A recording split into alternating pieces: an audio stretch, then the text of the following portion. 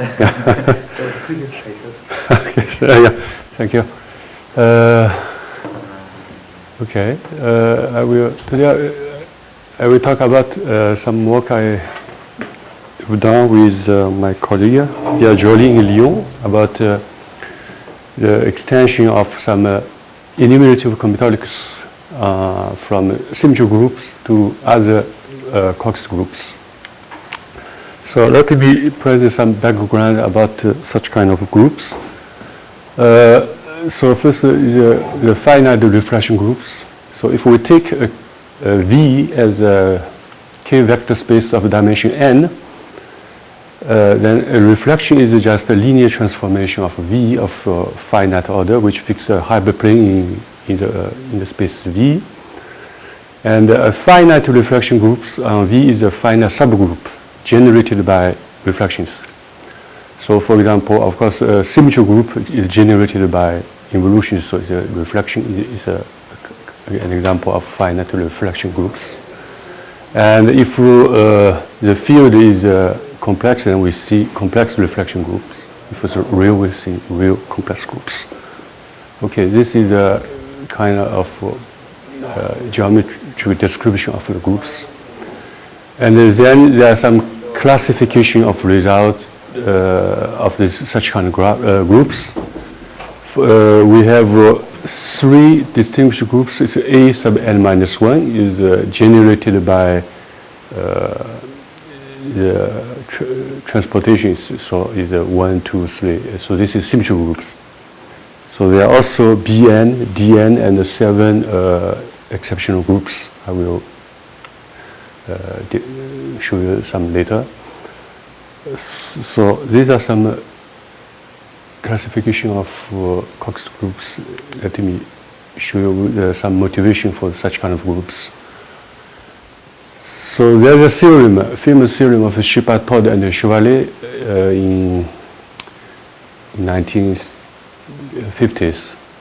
So if we take a subgroup of general linear transformation of V of complex matrix, then we can define the action of the W on the polynomial ring by just by permitting the variables. By permitting variables, yeah. So then we can ask a question when this polynomial is invariant. So we define this polynomial fixed by this permutation. So there's a theorem in the 50s proved by Shepard, Todd. They proved that the ring of invariance of this polynomial rings is a polynomial ring if and only if W is a complex reflection group. So I haven't defined what is a complex reflection group, but this is the origin of this group. I will give a definition soon. So what does it mean? So if you take W as a symmetry group, then we see that all the symmetrical polynomial can be written as a polynomial of symmetric elementary polynomials. This is a basic result in algebra. So here they consider the more general case. We pick up any group.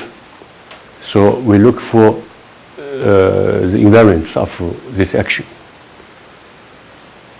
So for example, W is if it's a symmetry group, then we know that all the symmetry group polynomial can be written as elementary symmetrical polynomials of these variables. So it just means it's a polynomial ring. Okay, so sorry. Should I come back? Okay. So it means if we is a polynomial ring means this invariance is a polynomial, can be written as a polynomial of some other polynomials. Okay, so in the symmetrical case, it's just the elementary symmetrical groups. So then we look at the degree of the groups. Then the degree is so we take a subgroup and then the dimension of n. Then there is n algebraic independent homogeneous polynomials f1, f2 until fn. We call it fundamental invariance. So these are polynomial ring means this ring is a polynomial ring, can be written as a polynomial of F1 until Fn. So if we denote the degree of Fi by di, then we call it invariance, this sequence invariance of this group, degree of W. So in particular, the degree of cardinality of the group is the product of the degree. So this is a fact. So now we come to the definition of complex reflection groups. So we can look at the completion group in this way, just as a matrix, okay, as a group of matrices. So in the symmetrical group case, it means it's a matrices of 0, 1. There are only one non-zero entry in each row and each column. So here, there is only one non-zero entry, but this entry is a unitary root of R's order, of order R. So we define this group as, so there are three parameters, R, P, N. P divides R, and this is a group of matrices such that, so this is an extension of permutation matrices. Okay, all the non-zero entries are R's rows of unity. Yeah, there is exactly one non-zero entry each row and each column. Moreover, the product of the non-zero entry is 1 if you take the R over P's power. So in this example, we take the product of these three entries. We get theta to 4, and 8 divided by 4 is 2, so this is 1. So this is it's a fact that this matrices has a group structure. So by multiplication of the groups. So in some special cases, we call it a RAS product. When P equals 1, then we denote this group as a GRN. It can be sure that it's isomorph to the RAS product of a cyclic group of order R and symmetrical group Sn. So in this case, because the P equals 1, so in this case just matrices of this entry, so just the product should be equal, we take the power to R, then it should be 1. So in this case we can look at here, just exponents are 3 to 0. So 3, second column, 3, 0, 2. This is we call it the color sequence, and this is in the first row is 1, first column, and the second column is 3, the row 3, 2. So this is a symmetrical group. So each matrix of this such kind of form can be encoded by a pair. This is a sequence of colors, we call it. Then this is a permutation, 1, 3, 2. Okay, so that's why it's actually we call it the RAS product. So in other words, we can write each element in this way. So also we call it the group of colored permutations. Just so we move from the original geometrical description to combinatorial description of such objects. So the color of this each element of like this is just the sum of the colors. We define this. And there are some special normal subgroups of this RAS product, which are especially interesting for us. So this is a complex refraction groups. So we look at a subgroup such that the sum of colors are divisible by P, and we look at the kernel of this mapping. So there's special cases. So if 1, 1, n is a symmetrical group by definition. So 2, 1, n, so the P equals 1. This is we call it the Cox group of type B. And then another third case we will look at the combinatorial problem is a 2 to n, is a Cox group of type D. Okay. Then so let's looking at other groups, we look at the familiar group, symmetry group, actually is the permutations. So this group is generated by transposition, Si, S sub I plus 1. So we can draw a linking diagram. So it means there is an edge from S sub I to S sub I plus 1 means the product S sub I and S sub I plus 1, we evaluate to power 3, we get identity. So that's why we have a link here. Okay. So this means we have this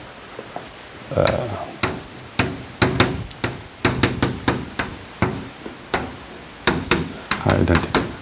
It means this. So we draw this linking diagram. So of course, the order of Si is 2. Si 2 is the identity. So then there is a basic problem is compute the length. We know that all the permutation can be factorized as a product of Si. Okay, so here is a reflection, the generators actually. So this is one way to describe. So another way to describe is just the shortest path from the bottom to this element. For example, 2, 4. For example, if we take it, sigma is 2, 4, 1, 3, this permutation, then the length is 3. So just the shortest path from the bottom to 2, 4, 1, 3, the 3, 1, 1, 1. Okay, in this lattice.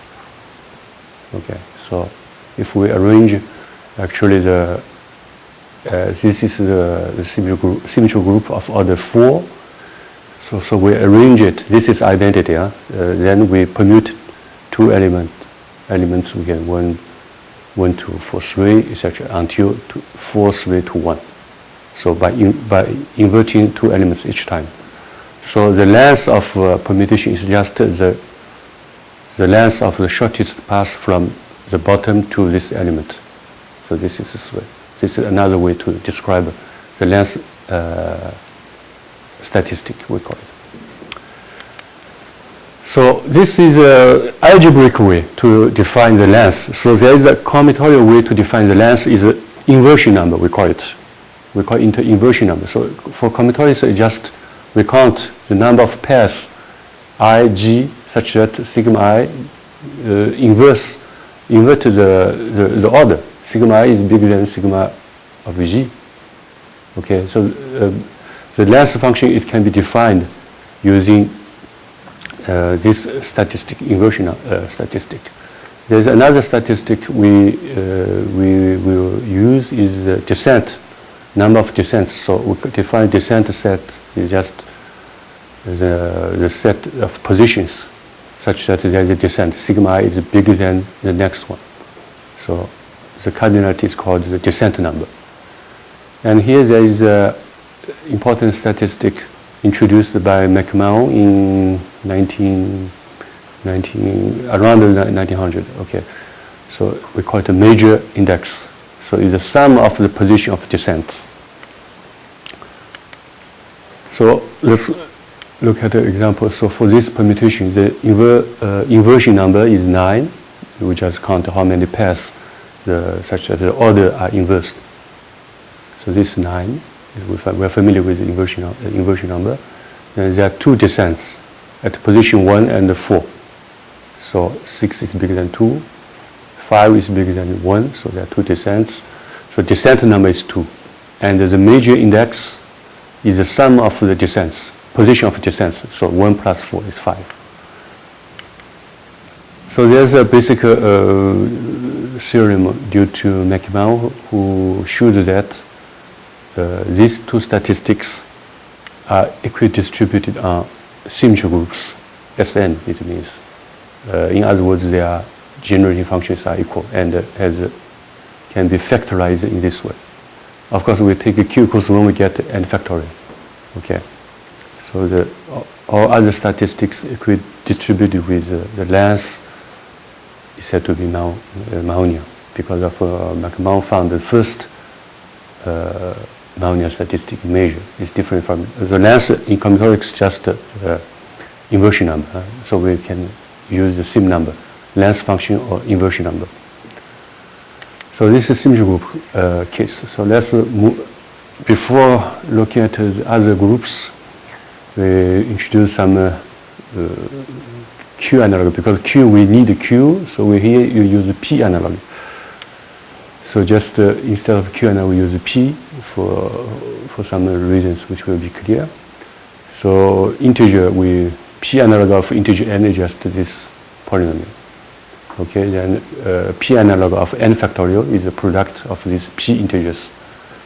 And here we need also a double index A and P. So it means the product of n factorial multiplied by this one, this fact. So this is actually analog of Cox group of type B, we will see later. And then we need some P analog of exponential function. So there are two. This is in this point of view, we call it, this is the P analog of Cox group of type A, because n factorial basically, so it's a symmetry group.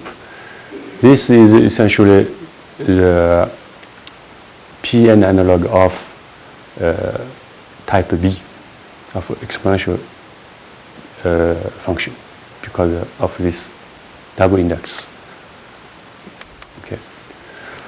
So some classical results about the enumeration of these statistics on symmetry groups. So there is a result after McMahon. McMahon did at the beginning of the last century. So then the KAIST at the 70s. So Rosary was a student of KAIST, so it makes sense to why they are interested in this. So they compute the generative function of symmetry group weighted by inversion number and the measure index. And look at the right-hand side, we see that they are symmetric with respect to P and Q. Okay, and the KAIST computed the generative function of a symmetry group with respect to descent statistic and the measure index, and it's also explicit in this way. Then Richard Stanley in 1976 gave so inversion number. So the KAIST computed descent and the measure index. He computed this one, descent number and the inversion number.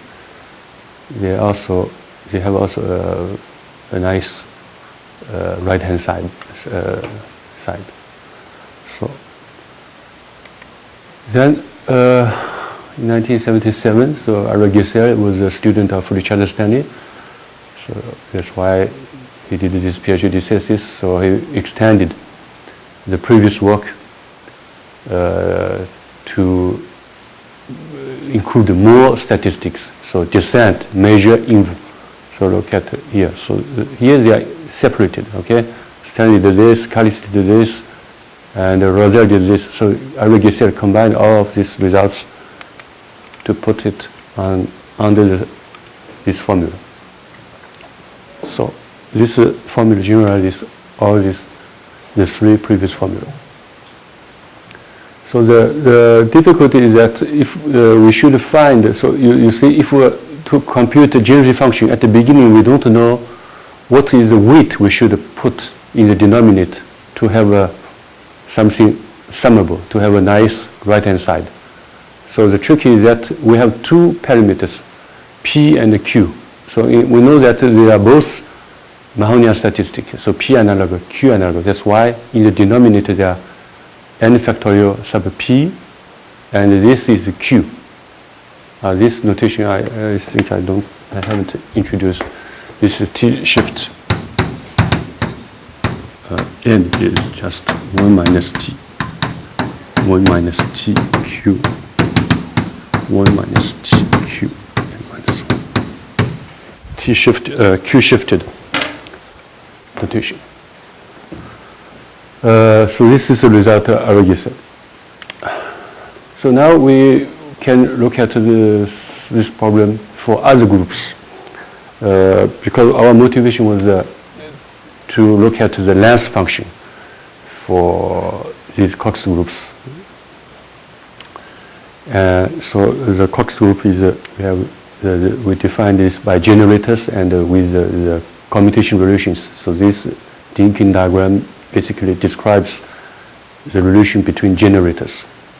And the Cox group of type D has this, the generator has this. So we will add some more. And more generally, we can look at rest product or complex reflection groups. So in this talk, I will describe some results until rest products.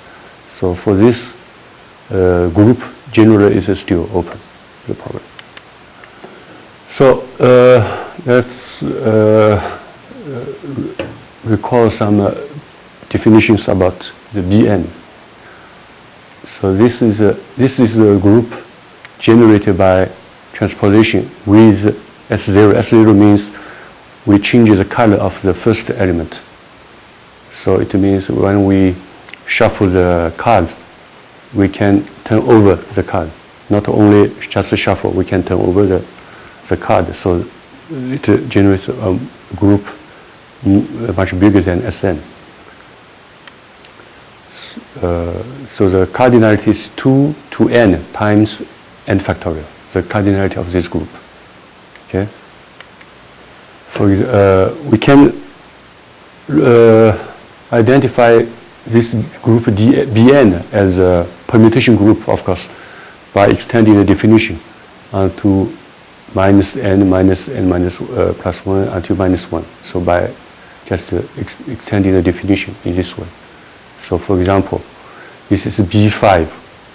B5, if we use this, we call it a window notation. So this is B5, so n equals 2. So all the 8 elements are written here.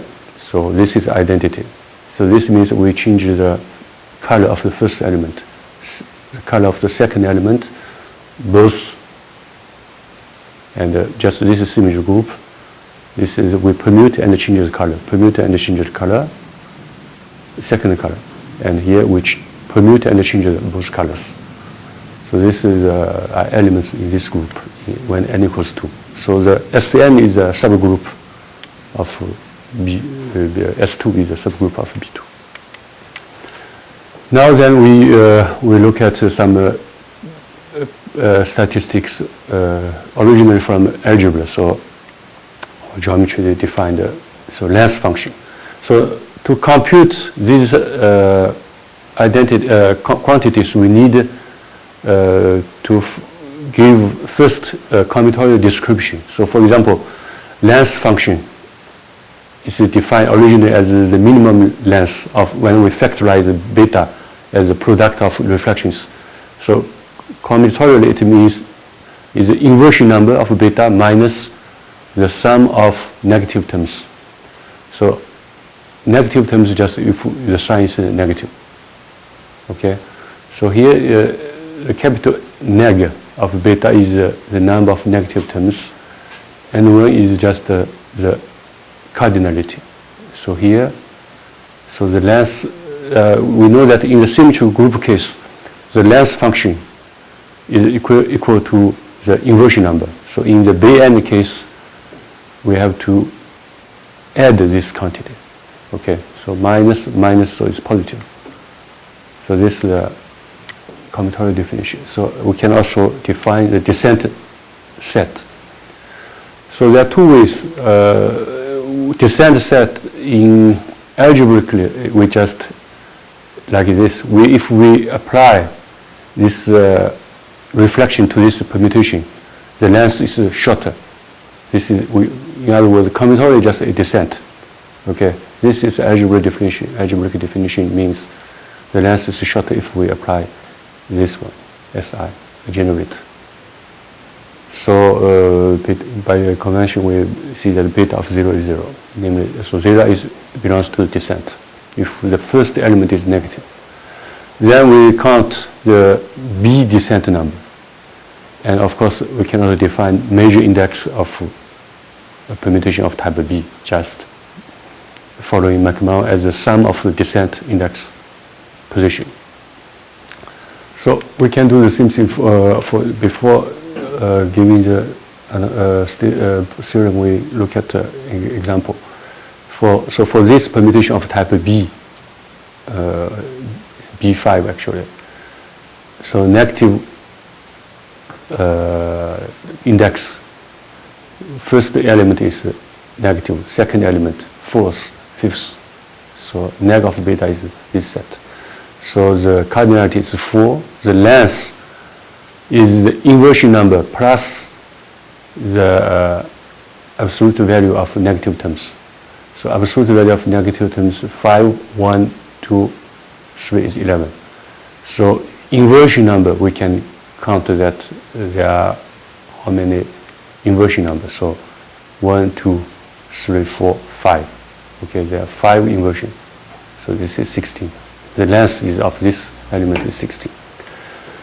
So for this beta descent sets, we have the first element is negative, so there is a descent at 0 position. And here, 3 at position 3, there is a descent. 4, there is a descent. So the major index is the sum of descent positions is 7. So this is the second statistic. Similarly, we can introduce these statistics for we call it this even signed permutation group, Dn, the Cox group of type D. And so just in this case, the generator is different. There Si plus S0 is we exchange the first elements and change both the colors, because by definition, the number of negative terms should be even. So if we want to turn over the cards, we have to turn over at least 2 even number of cards. So it's 2. Okay. So the last function there, we can also describe this length function by in combinatorial way like this. So it's inversion number plus negative terms and minus the number of negative terms. There is some difference. So also descent set, there are 2 definitions. One is using generators. Another one we use combinatorial definition. Just gamma of I is bigger than the next one. Also in this, we should take this convention. So it means 0 belongs to if the sum is negative. That makes it a special, little special in this case, the end case. So descent number we can extend. So the basic question about these things. So there is at the beginning there is the identity of Kalitz. He computed this one. Actually, this identity I will see some word is very is a Q analog of an identity of Ola. Ola start from here. I just see some words. Maybe. So we start from, for example, this one.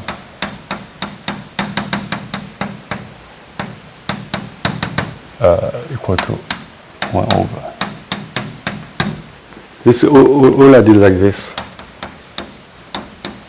Talk about Kalitz identity. Then we apply this operator, dx, to this identity, both sides. So here we get, if we apply this, then we can add xn. Okay, so we have x1 minus x to 2. And we can continue to apply this operator to this identity. If we apply n times this operator to this simple formula, then we get here is n k times, because I use n. Maybe I use k here. okay, and n times xn. Okay, so and another side is just, so there's a numerator and a denominator. So this is a polynomial, and the denominator is n plus 1. Okay. So this is so the numerator is a polynomial. We call it Eulerian polynomials. So KAIST is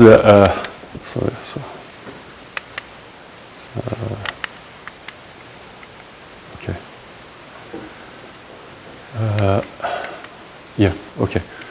So KAIST, if we put q equals 1 in KAIST's identity, we get this one. This identity, basically. Okay.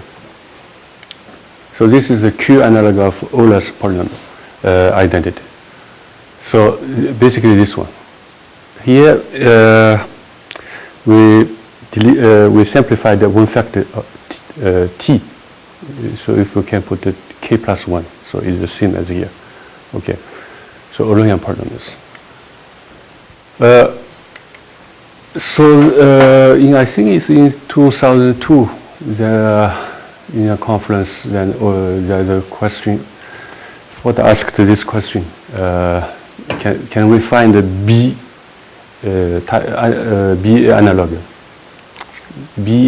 of KAIST identity for this identity? So this is Euler's identity of type B. Okay, Eulerian polynomials. So descent B, we have this one. So this is from combinatorial point of view. We can looking at KAIST identity, we can find all the analog identities for these things.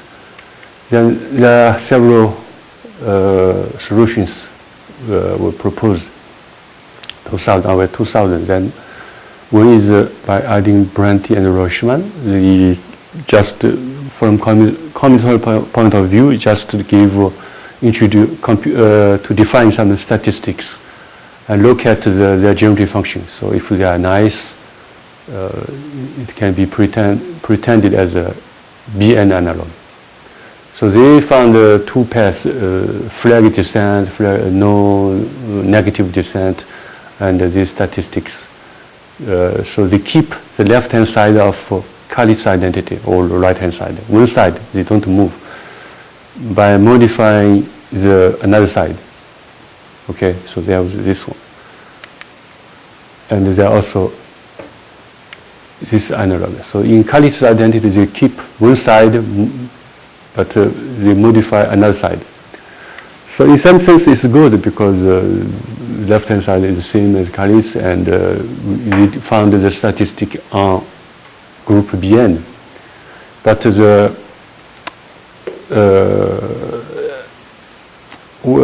is a drawback. The negative point is that we don't, if we put the t equals 1, we don't have this identity, the type B analog. So that's Shu and Gesser came up with this analog in 2004. But I think published 2006, yeah, so they put more time to publish it. So this identity, this one. So when we put the Q equals 1 in Shu-Gesell identity, we get this. So this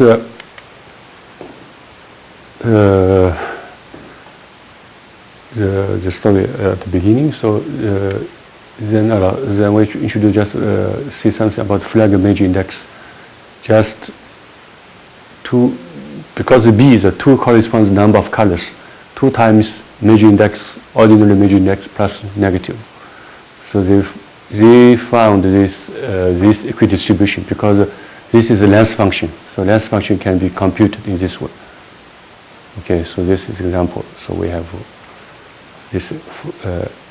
Similarly as McMahon did, they found a flag major index to compute the length function in group of type B. So The first result that I did with my colleague Pierre Joly in Lyon is to unify these results, so to put more statistics. There's a descent, B major index, length is the inversion, basically the negative terms, as Giselle did, so we can have this unification of previous result. Here I will see why we do this, why we are interested here, because we look at this identity, and actually after Stanley's work in 1976 and Giselle's work in 1977, there are some analogous extension of this identity to Cox groups by some other students of Richard Stanley, for example, Francesco Bronte and Bronte I mentioned here,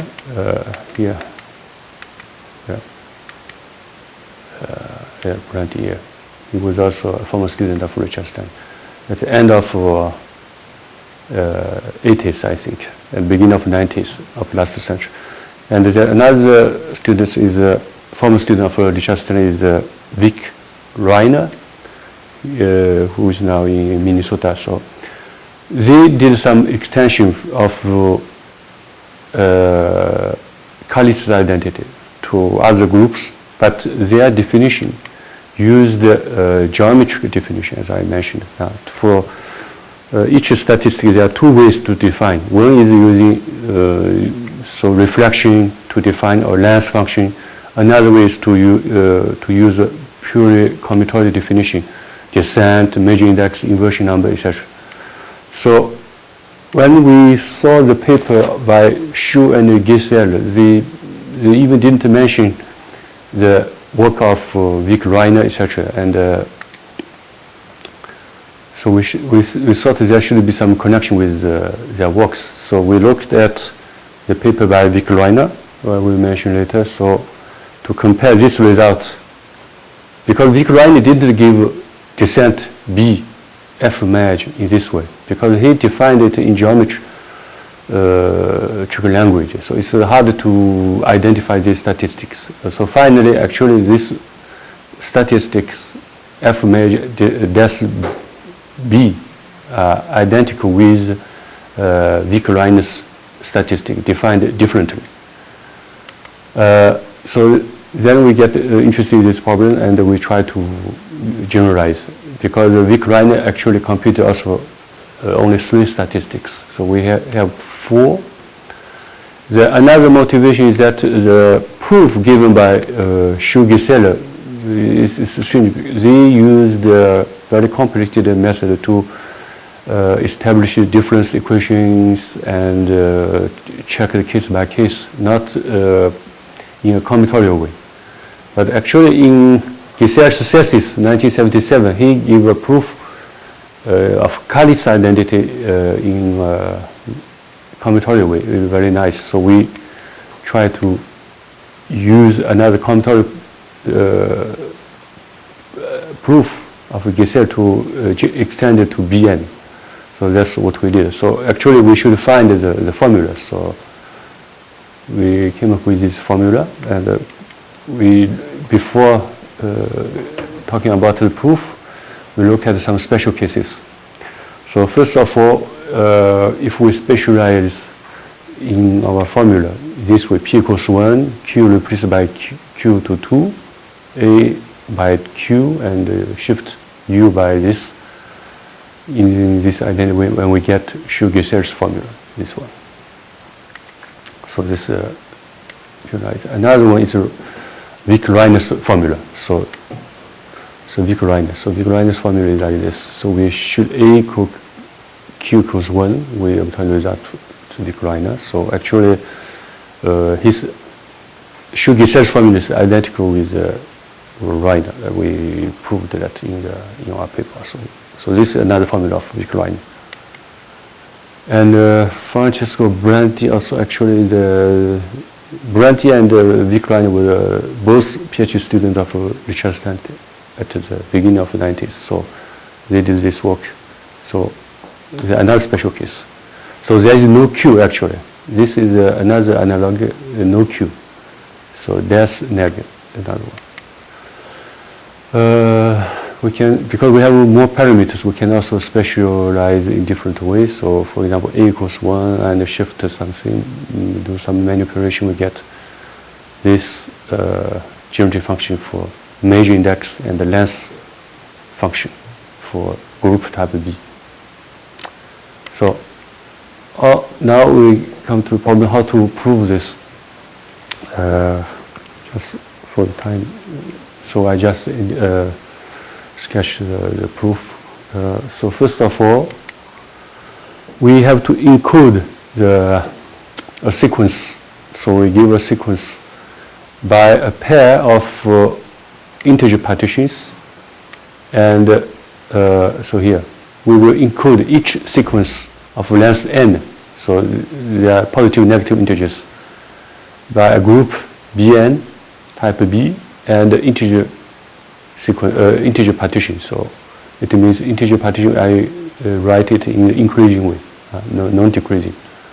So as follows, we will encode this. So the idea in the classical case is like here. So if we look at Euler's identity, it means we should have a bijection between the two sides. So left-hand side is a sequence of length n of a positive sequence. So here the idea is like this. So we arrange, the basic idea is that before doing that, given a sequence, maybe ordered randomly, so we can put an order among the sequence, we order increasingly. So we have to recover this sequence, so we have to keep the trace of this permutation. So we need a permutation of type B to arrange this sequence. So that's why we have the sign is this, and then we get another, so we get a permutation, it's natural. It's natural to use the permutation of type B to order these entries increasingly.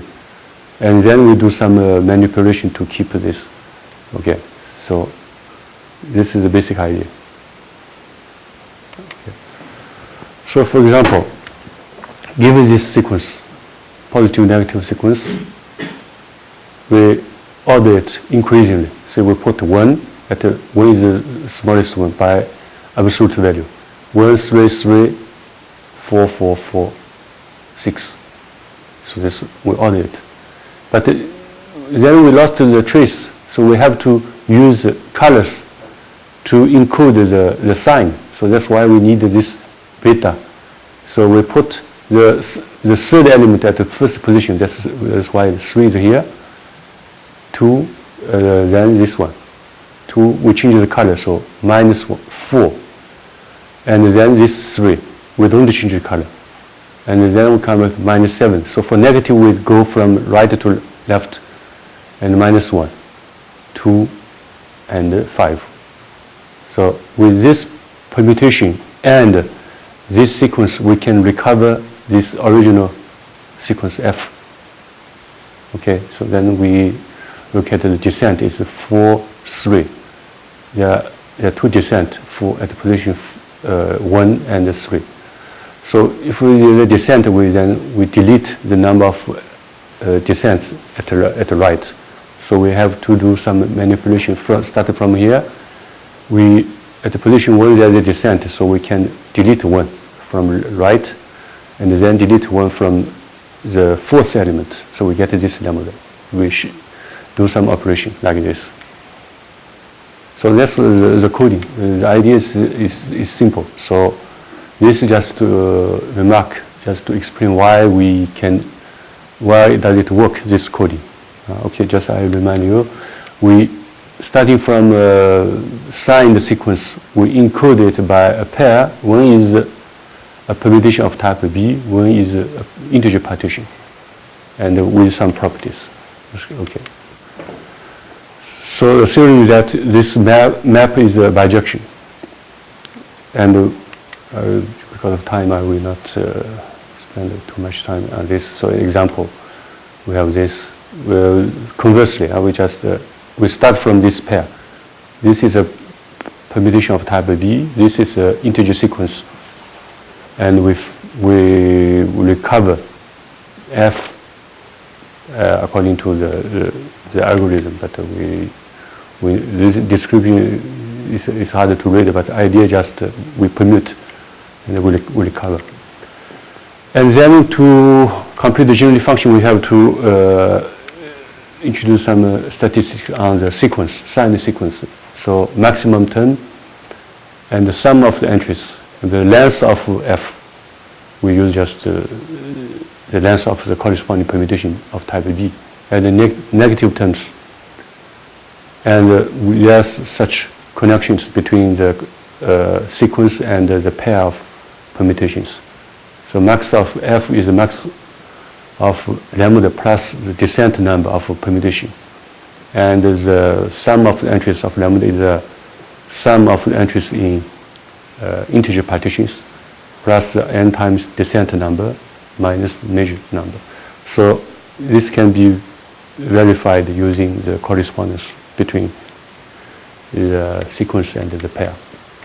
So here's an example. So I think we can skip it. So because the idea just is we'll check. So this F permutation is this. We check it already. So we get a lambda. And this is a maximum term of F is 6. Because the max of lambda is 4 and descent number of its beta is 2. So 6 equals the sum.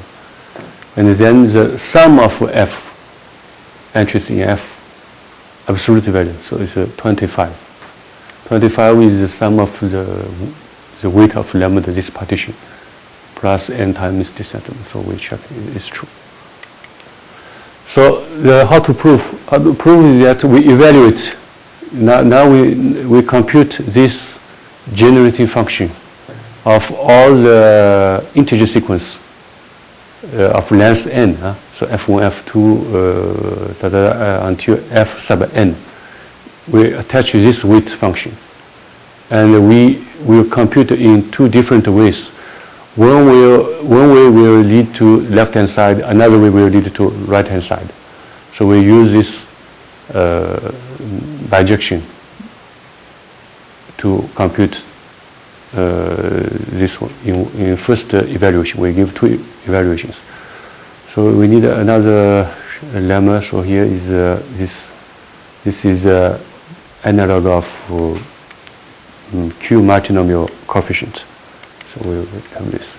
So first, so this is idea how to prove this, but basically it's the same. We encode this. We have a sequence of length n, and we arrange it increasingly. So I will explain this idea here, how to prove this. We have a sequence n equals 3. This sequence. So we arrange it 1, 2, 3. We don't move.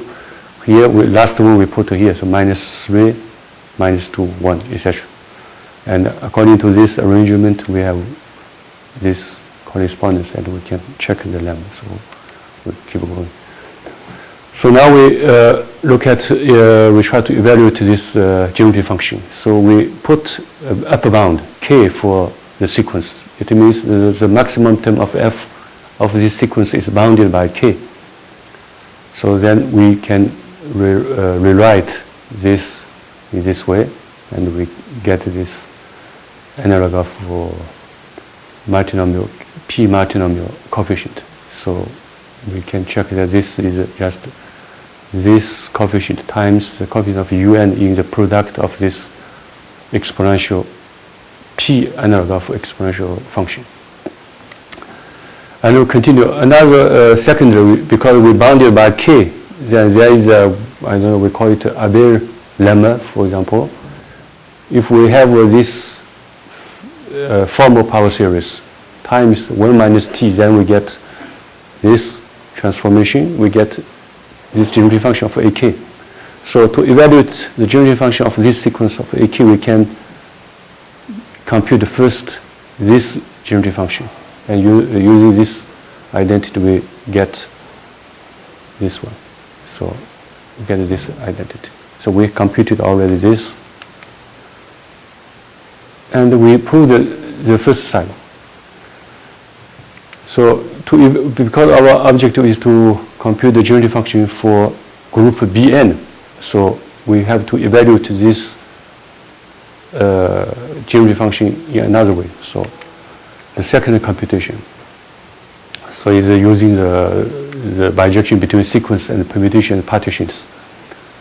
So here we fix, because F is encoded by a pair, a beta and a lambda. So we fix the beta first. Then we evaluate the sum over all the integer partitions. Then we get this one. And do this, we get the first identity.